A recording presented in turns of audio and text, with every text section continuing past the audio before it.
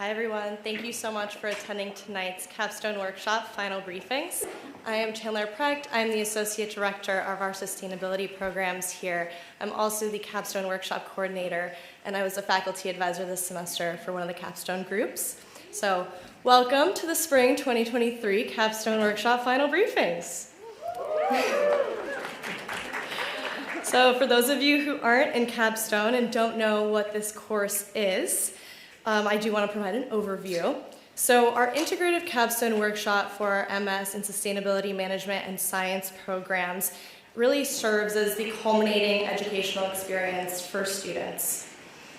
Students must draw on their problem solving and practical or technical skills that they've gained in these two programs to address crucial sustainability issues as consultants for real-world clients.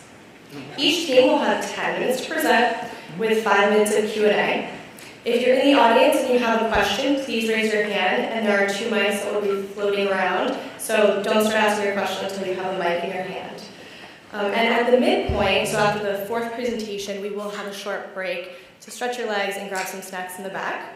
So, without further ado, let's kick us off. We have Dal Travers. He will be presenting on behalf of his group working with the Regional Greenhouse Gas Initiative, and the faculty advisor is Eileen McGinnis.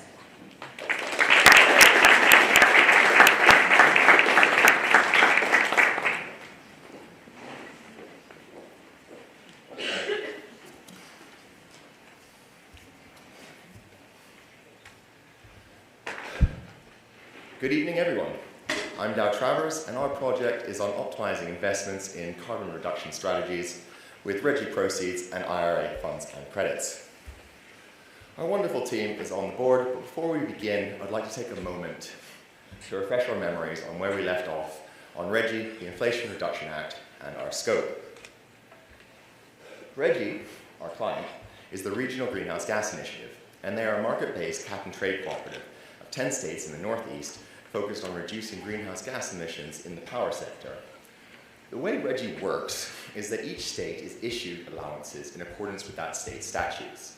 RGGI then facilitates the sale of those allowances at auction, and the proceeds from the sales are delivered to each state individually to use as that state sees fit. The goal is that over time, the carbon allowances drop, and carbon reduction in the power sector follows suit. The IRA is the unprecedented federal Inflation Reduction Act. It has provided over $370 billion for climate change and energy security. Our scope is thus, given the incoming funds and credits from the IRA, how can RGGI states best leverage their RGGI proceeds to accomplish their energy, environmental, and equity goals? Our team was tasked with providing recommendations tailored to each state for each state.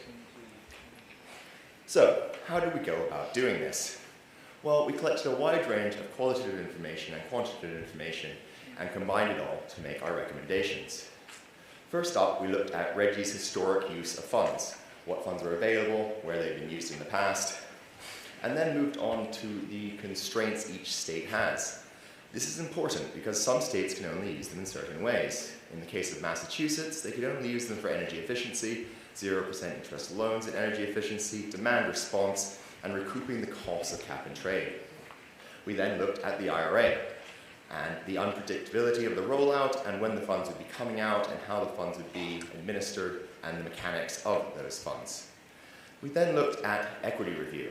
This is important because we wanted to address Justice 40. But also it's notably difficult to place a value on social costs, and this was particularly the case in our review in places such as Hunts Point, New York, or the New Jersey port system, where toxic emissions have effects on local communities. We then moved on to stakeholder interviews and gained valuable information from experts in energy, policy, infrastructure, and justice. We then moved on to the quantitative side of things. We compiled and standardized IRA policies across all of the states. We used the Rocky Mountain Institute's Energy Policy Simulator tool to look at the effect of our policies on CO2 reductions over time and abatement costs. And then we tied it all together with a high impact analysis looking at the interactions of variables across the RGGI states. We took our qualitative and quantitative information and combined it to provide 3 recommendations per state tailored to that state's goals. Our recommendations consisted of forms of allocations, and our recommendations and allocations led to certain findings. So we will now go through with state examples and discuss our top recommendations for those states, the types of allocations involved, and the findings that stemmed from that. In order to help us move through the slides, I coined the type of recommendations we'll see, the 3 R's: reallocate, reinforce, and reprioritize. The first R is reallocation, and our state in focus is Connecticut. And our recommendation to Connecticut was to improve clean transportation measures. Why is this? Well, Connecticut is a commuter state. 20 pounds of CO2 are emitted for every gallon of gasoline that's burnt. Plus, we used the RMI tool to show that we could abate 3.1 million metric tons a year for the cost of $35 a ton. So our recommendation to Connecticut was that they reallocate funds that they currently use in other areas and put them into funds such as the Clean Air Act in order to decarbonize transportation and hedge against IRA uncertainty. The finding here is that states need to do more to address decarbonization in transport. 10 out of 10 of our states had some recommendation that was aligned with this finding. And the insight is that transportation is the largest gross emitter of CO2 in every state. The next R was reinforcement. And our state example is New York, and a recommendation to them was to improve energy efficiency in the residential and building sector. Why? Well, 34% of emissions in New York come from the residential and commercial sector.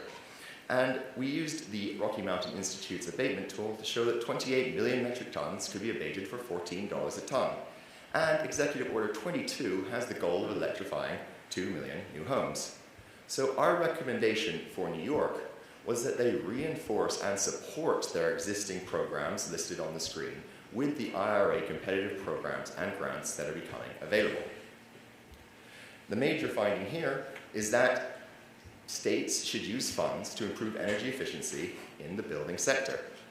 And the high-level insight that connected all the states is that the demand sector that CO2 is most sensitive to in each state is the residential sector, and that electrification and energy efficiency should move in lockstep to avoid energy burden issues. Our next R is reprioritization, and our state in focus is New Jersey.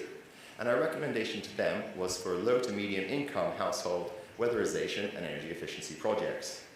Why? Well, New Jersey is one of those states that has a constraint on how they can use their funds. 20% of their RGGI funds have to go into this area. Plus, this allows us to address Justice 40, underinvestment in disadvantaged communities, and New Jersey had $50 million unspent in 2020 and 2021. So our recommendation to New Jersey was that they reprioritize some of those unspent funds into the programs on the screen.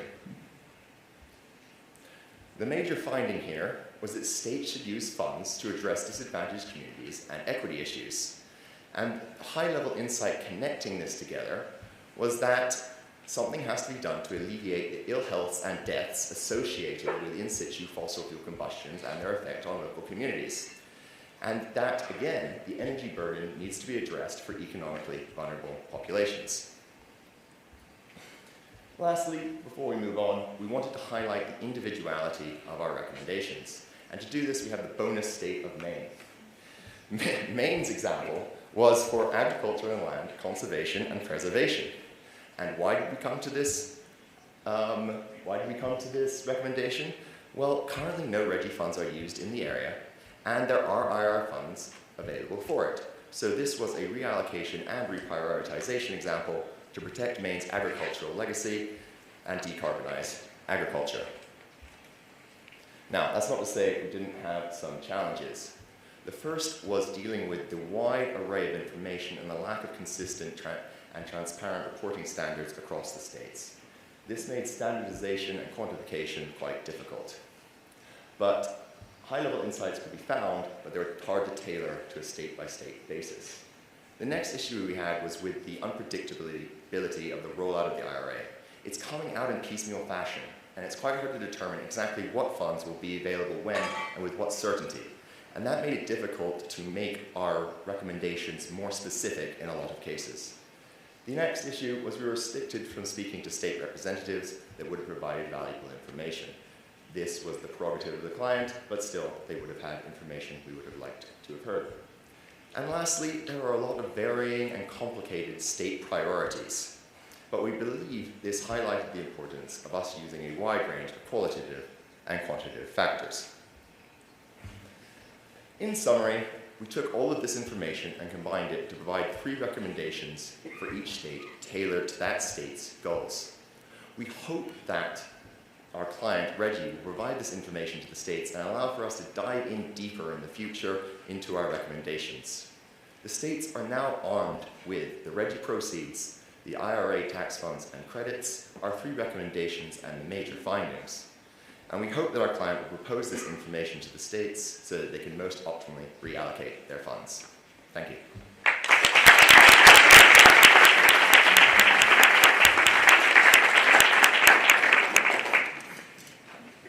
Questions?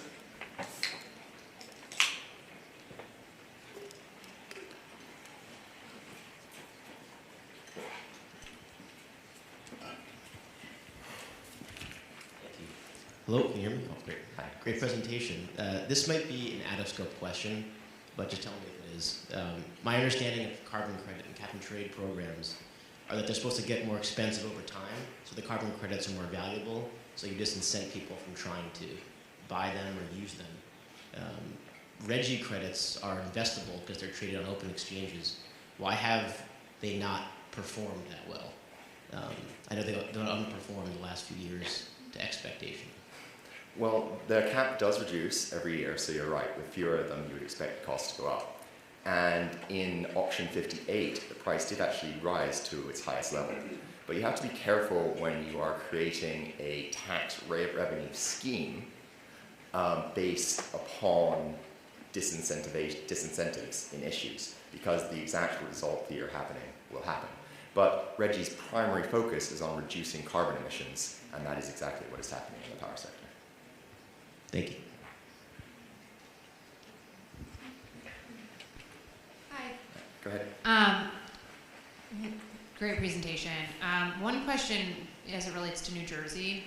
I saw that you mentioned unspent funds, and I was curious if you knew where those funds were coming from, and if they were from like clean energy funds or other environment climate initiatives, or if they were from other sectors of the state's budget. The funds were precisely from RGGI proceeds, and I should have made that more clear. Okay, thank you.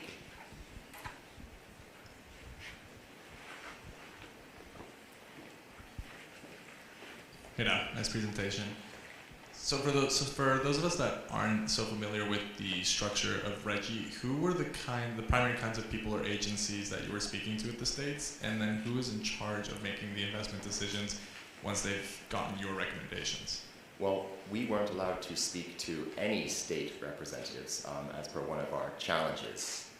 And our scope was to provide these recommendations to our client, who will then provide them to the states. So we're not speaking with anyone directly in the states. It was our qualitative and quantitative methodology that came to the recommendations that we are now providing.